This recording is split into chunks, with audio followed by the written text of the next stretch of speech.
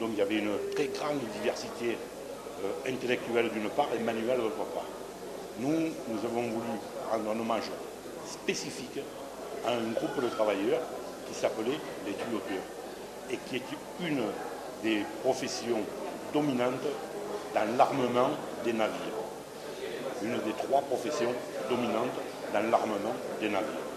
Ça a été quand même pas mal d'années de recherche, puisqu'il a fallu pratiquement 2 ans pour les recherches, pour contacter les anciens tuyauteurs, pour permettre à récupérer leurs témoignages, ce qui a été fait, ce qui a été une bonne chose, puisque une partie de ces travailleurs sont âgés. Je crois que M. Ardevol a plus de 90 ans et qui a fait un témoignage assez fort de la vie du chantier, en particulier de sa vie personnelle. Et c'est pour cela que nous l'avons mis en premier. Ça permettra au lecteur de s'imprégner totalement de la vie du chantier.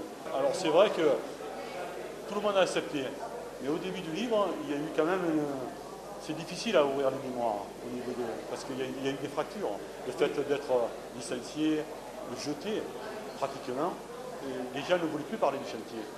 Certains ne voulaient même plus aller visiter ce qui est devenu le parc de la Navale aujourd'hui.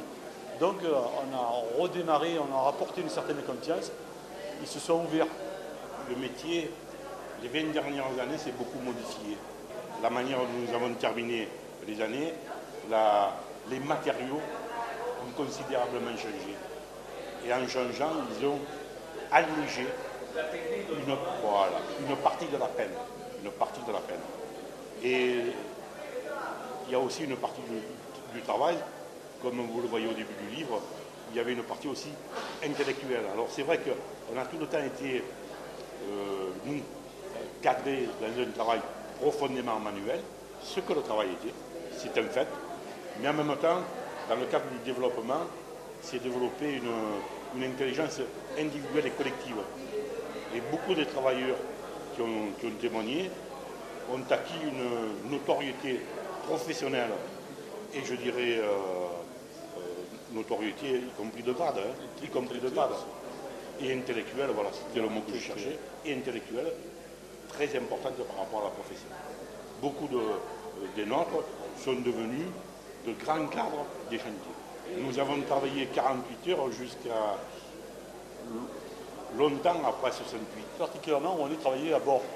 Moi, je travaillais en atelier. Donc ça a permis à affiner. C'était pas le même travail. L'atelier avait gardé un travail plus fin, plus spécifique, hein, sur des matériaux et des travaux qui avaient une origine profonde de notre métier.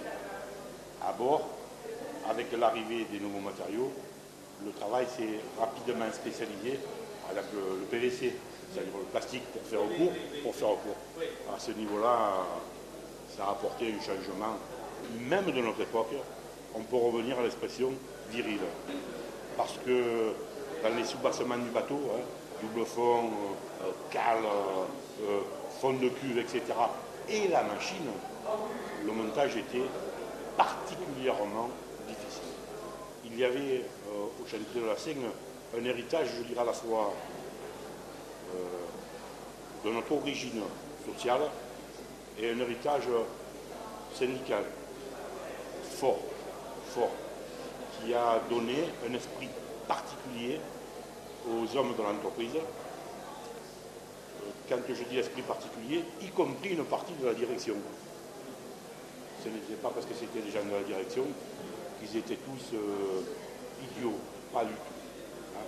Nous avions affaire à des cadres de très haute compétence. Et quand on dit très haute compétence, l'intelligence au travail est là aussi. Et par voie de conséquence, il y avait une forme d'intelligence